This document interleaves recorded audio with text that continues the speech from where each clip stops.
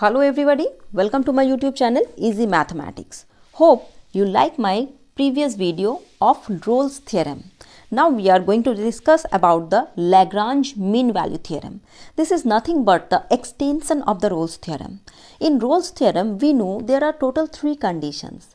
Here in the Lagrange mean value theorem, we have instead of the 3 conditions, the last condition is absent. That means only first 2 conditions are valid here. So what is the statement at first? Let us see. So if the function is defined on a closed interval AB in such a manner that fx is continuous for all x in AB, closed interval AB, and the derivative of the function exists for all x in the open interval AB, then there exists at least one value C lies in between A and B such that f of p minus f of a divided by b minus a is equals to f dash c. Just compare with the Rolle's theorem, you will find out that f of a is equals to f of b. That condition is absent here. That means if geometrically we want to analyze the theorem, then we will find out that in case of the Rolle's theorem, this 2 points should be same. That means these endpoints are equal. But in case of the Lagrange mean value theorem, we will find out that this is our fa and this is our fb. These 2 values are different. So if these 2 values are different, then these 2 points, if we join by a straight line, then we will find out a second line. So now what happened? The given function is continuous and definitely it is differentiable everywhere within the given interval. Now if this one is the situation, then we will find out a C. C means we will find out in between these 2 values A and B. Definitely there exists at least one C. Remember, this is at least, that means more than 1 point always can be possible to exist. So there exists at least 1 point where if we draw the tangent, that means at this point if we take the derivative, then this derivative value is definitely parallel to this line, this second line joining by A and B. These 2 points if we join by a straight line, then at that particular point we will find out a tangent which is parallel to this one. So just look, this value means what you know. This one is actually here, the entire this value is f of b and this one is f of a. That means we can say this portion is f of a and this entire portion is f of b. So that this portion, only that much is f of a minus f of b minus f of a, is it not? And this length is nothing but b minus a. This entire length is nothing but b minus a.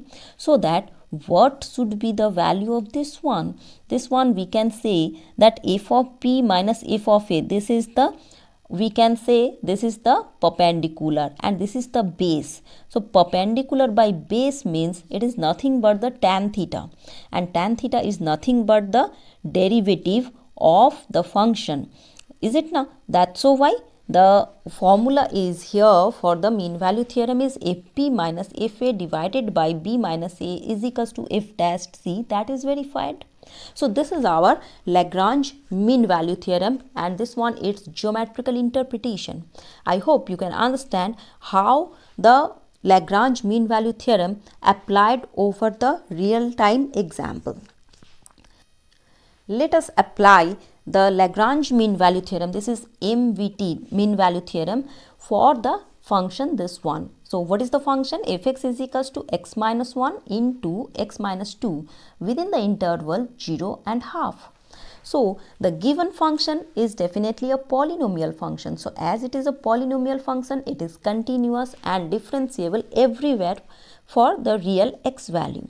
So the given function fx is x square minus 3x plus 2 and it is continuous within the interval 0 and half and definitely differentiable on the open interval 0 and half. Again, the derivative of the given function we will find out as it is 2x minus 3. So this one, and at the end point, that means f0 the value is 2 and f of half the value is 3 by 4. We should require the value because our formula for the Lagrange mean value theorem is f dash c is equals to fb minus fa divided by b minus a. So now this is our mean value theorem, and if we apply, that means if we substitute all those values, then we will find out that the c value is 1/4. All the conditions of mean value theorem is verified for this given function, and hence we conclude that definitely there exists a c. This c value is here, it is 1/4. For at this point we will find out a tangent which is parallel to the value line joining the point a and b, that means which are the end points of the function. These 2 points, if we join by a straight line, then we will find out a tangent which is parallel to that particular line. So the Lagrange mean value theorem is verified for this given function. Let us do one more example.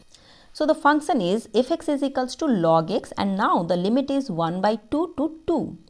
So the log function is again continuous and differentiable for all x within the range 0 to infinity. Okay, now so it is a positive function actually. So that fx is continuous within the given range, given closed interval, and differentiable within the open interval, and its derivative is, we know, that is 1 upon x. So its derivative value is known. Now if we substitute the Lagrange mean value theorem, that means if we take the Lagrange mean value theorem and substitute all those values, then we will find out that the c value is 3/2 log of 1 upon log 4. So this value is definitely lies in between 1/2 and 2. If you want to verify, then for your reference I can say that log 4 base e, its value is 1.3863. You can verify it from the log table also. So if we substitute all those and calculate, we will find out the value of c lies in between these two.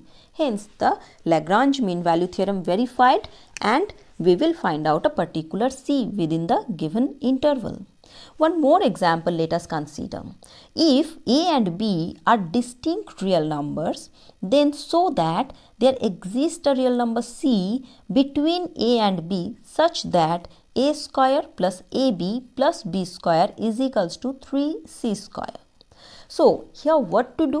Let us define the function x cube first, and which should be defined within the range a and b, closed interval ab. After that, if we take the derivative of this function, then it is 3x square. This one is a polynomial function, so it is exist within the range a and b. Now we can apply the mean value theorem here. So if we apply the mean value theorem, then this is the formula, and if we substitute all and simplify, then we will get a square plus ab plus b square is equals to 3c square, which is our required proof. Hence the proof. Now one more question let us do. So it is f dash x is 0 is given in the interval ab.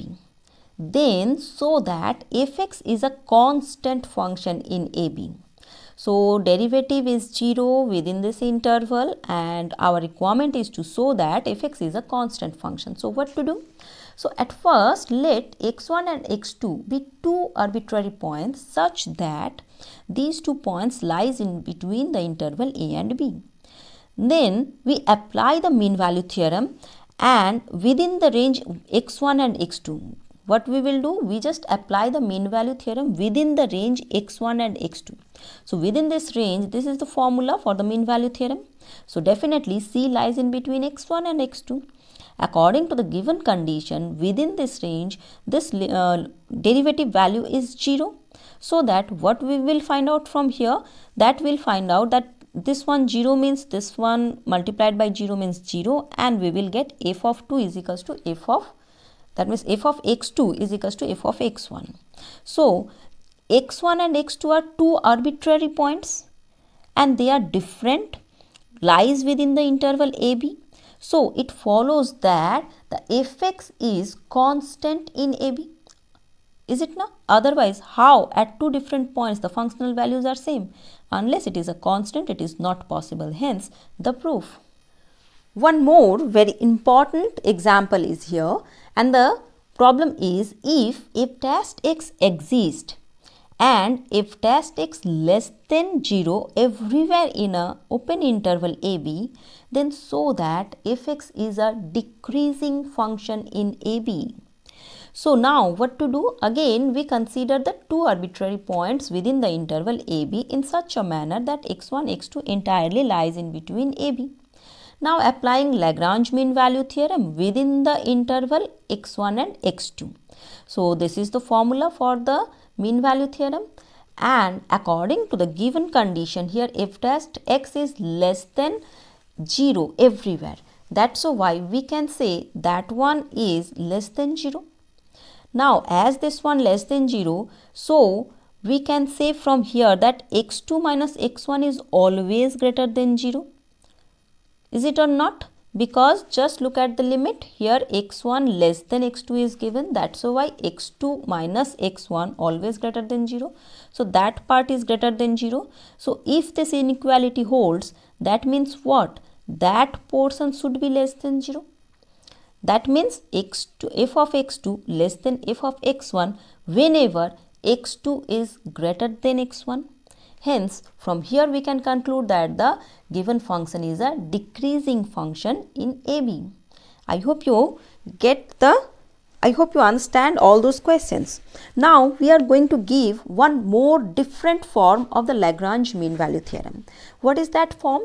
That is actually nothing very special, but just changing the interval. Previously we have started from the interval a comma b. Now we have changed the interval as a comma a plus h.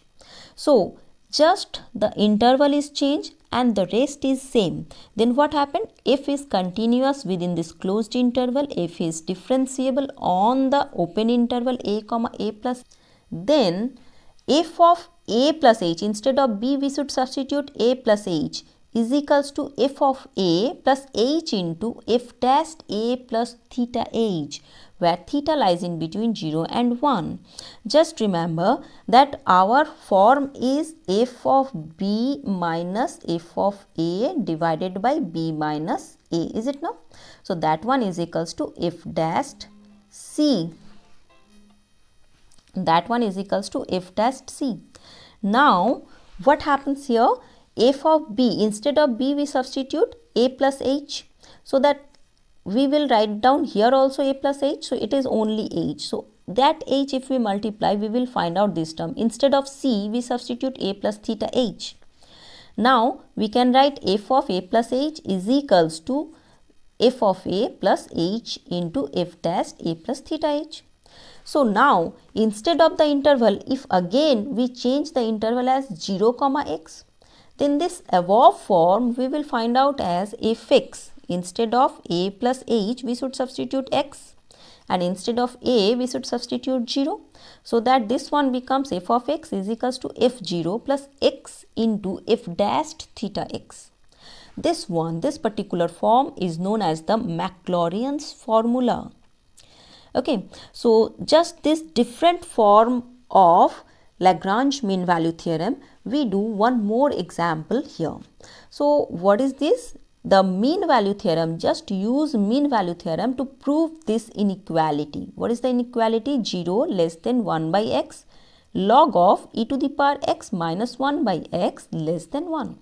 So what to do? Here at first let fx is equals to e to the power x. Then from the mean value theorem, this form if we apply, then we can write directly fx is equals to f0 plus x into f dash theta x, where theta lies in between 0 and 1. Now given fx is equals to e to the power x, so that we should substitute here e to the power x. At the point 0 it is e to the power 0. So x into, at the point its derivative is again same e to the power x, and at the point theta x it is e to the power theta x. So now if you simplify, then we will find out theta is equals to 1 by x log of e to the power x minus 1 by x. We know theta always lies in between 0 and 1. Hence from here we can say this entire value lies in between 0 and 1, and which is our required proof, and hence the result. So if you understand it properly, then one question is here for you, That is your do by yourself question. Hope you able to do this one. So the question is, prove the inequality x divided by 1 plus x less than log of 1 plus x less than x if x greater than 0. Do this question and answer for this question in the comment box.